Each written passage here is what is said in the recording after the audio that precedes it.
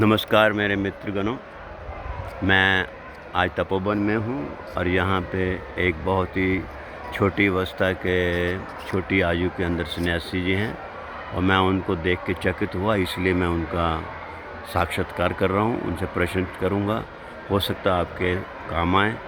तो अब मैं उनसे बात करता हूँ। स्वामी जी, आपका सन्यास का नाम क्या? सर्वप्रथम तो स्वामी जी को प्रणाम।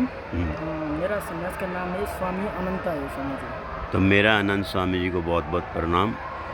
और उसके बाद आपका व्यक्तिगत नाम जानने की ज़रूरत नहीं है। मेरा सीधा प्रश्न है कि ये ओशो की जो दर्शन शास्त्र है या ओशो का संपर्क आप कौन सी आयु, आपकी क्या आयु थी जब यहाँ पे आए?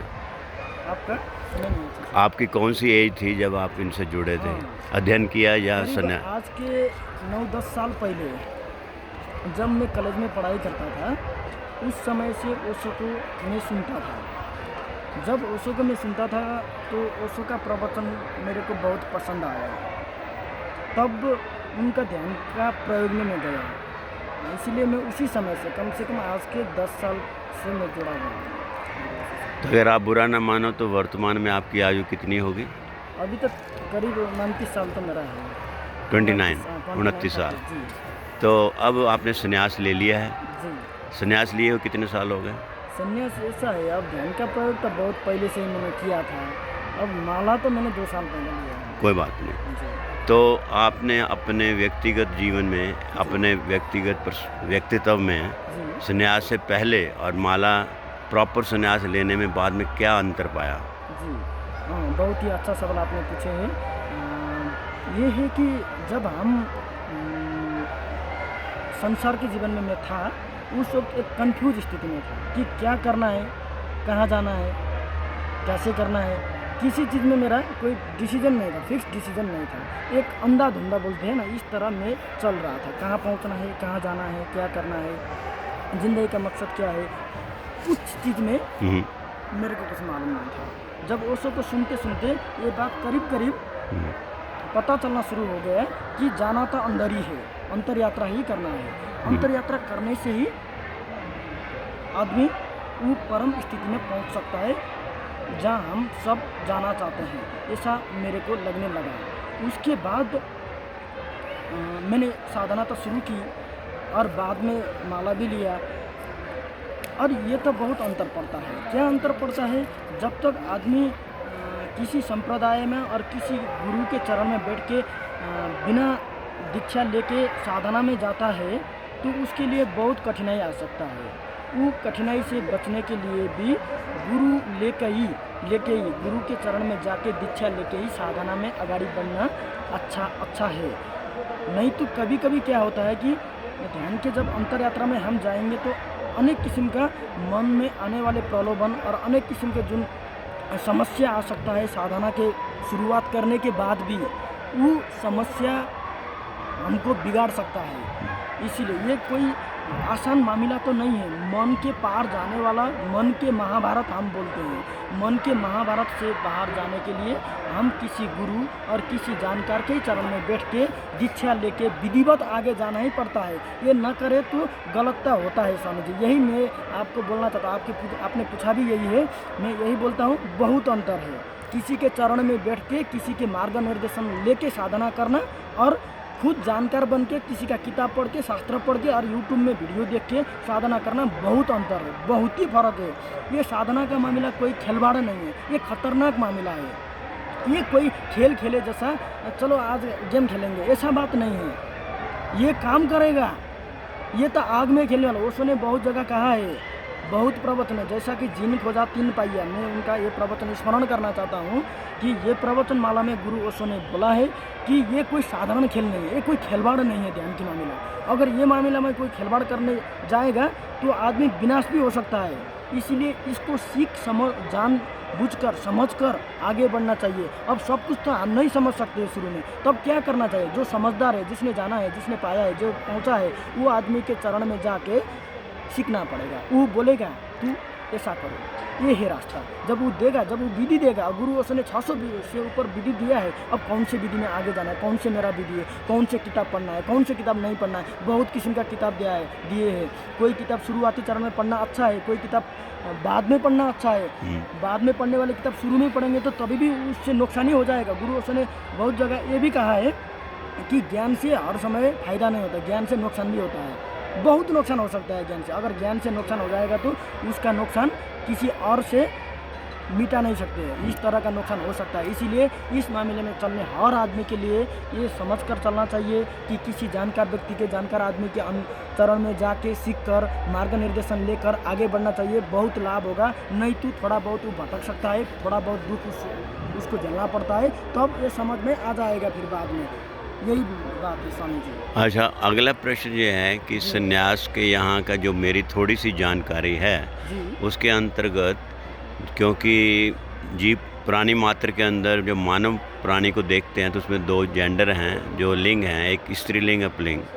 तो यहाँ एक प्रचलित शब्द है, माँ स्त्री के लिए संबोधन किया जाता है संन्यास के बाद, और पुरुष के लिए स्वामी। जी तो इसके बारे में थोड़ा तो मेरे को पता है, बाकी आप थोड़ा सा ही ज़्यादा ही बताना, थोड़ा ही बताना। लेकिन प्रमुख प्रश्न मेरा यही है कि जो विसंगति है समाज के अंदर जेंडर को लेके, जी क्योंकि एक नेचुरल प्राकृतिक रूप से स्त्री के स्वभाव के गुण हैं, पुरुष के अपने गुण हैं। जी लेकिन यहाँ को जो नाम दिया जाता है संन्यास के बाद, स्त्री को माँ जी और पुरुष को स्वामी, जी और उसके बाद नाम लेने के बाद जब हम आचरण करते हैं समाज के अंदर, जी और जो हमारी स्वाभाविक प्रक्रिया हैं लिंग की वजह से, स्त्री गुण से और पुरुष गुणों से, वो जो विसंगति वर्तमान युग में चल रही है उसको आप कैसे देखते हो? पहले तो आप बता दें कि माँ शब्द जो दिया जाता है संन्यास में, वो थोड़ा सा संक्षेप में देना, और वो थोड़ा मेरे को पता है। और दूसरा पुरुष के लिए भी देना थोड़ा मेरे को पता है, बाकी आप थोड़ा आप दीजिए। लेकिन मेन प्रश्न का मकसद, उद्देश्य ये है कि बाहर जो समाज है, जो अंदर है, हम इस 2 जेंडर के अंदर दुनिया रह रही है, तो उसके अंदर जो स्वाभाविक नैसर्गिक नेचुरल जो गुण हैं पुरुष और स्त्री के, वहाँ पे जब कभी समाज में टकराव हो जाता है तो उसके लिए आपकी क्या राय है? अब ये अंतिम भाग होगा प्रश्न का। अब हम माँ जी स्त्री लोग के लिए इस कारण बोलते हैं कि वो माँ बनने के लिए आगे बढ़ चुकी है, बढ़ रही है। इसीलिए जब वो अंततः जहाँ पहुँचेगी, वहाँ पहुँचने के बाद जब वो परम चेतना से उसका मिलन होगा, जब वो परमात्मा के हिस्सा बनेगी, तब उसमें एक मातृत्व भाव आ जाएगा। वो मातृत्व भाव को हमको पुकार करने के लिए हम हे माँ जी ऐसा बोलते हैं। समझ आ गया। वो स्थिति के लिए हम पुकार कर रहे हैं, अभी से ही पुकार कर रहे हैं माँ जी के लिए। इसलिए हम माँ जी बोल रहे हैं, महिला के लिए माँ जी बोल रहे हैं। पुरुष के लिए, पुरुष जब वहाँ पहुँचेगा, वहाँ जब गंतव्य में पहुँचेगा, वहाँ पहुँचने के बाद वो अहम ब्रह्मास्मि बोलेगा, वो ब्रह्म जैसा बनेगा, वो स्वयं को घोषणा भी करेगा कि मैं जगत का ब्रह्म हूँ। तो आपका कहना, हम उसको पुकार करने के लिए स्वामी जी ऐसा बोलते हैं, उसको वो स्थिति को हम अभी से ही पुकारना शुरू कर रहे हैं। बस बात इतना ही है। हम किसी का अहंकार को पुकार नहीं कर रहे हैं, हम अहंकार से बाहर के वो परम चेतना को पुकार कर रहे हैं अभी से। हम आदमी को मन को नहीं पुकार रहे हैं, उसको मन को ये याद दिलवा रहे हैं कि तुम यहाँ से पार के आदमी हो, बाहर के चेतना हो तुम, ऐसा मान के हम पुकार भी रहे हैं। और उसको भी ये जानना चाहिए, जिसको हम स्वामी बोलेंगे, उस स्वामी लोग को भी मालूम होना चाहिए कि मेरा वो ऊपर के चेतना को बारे में ये पुकार कर रहे हैं। बात ये है। और तो जो लिंग के बारे में आपने जो बोले हैं, बात ये है कि महिला और स्त्री पुरुष के बारे में ये हमेशा से ही एक किस्म का दूरी रहेगा ही।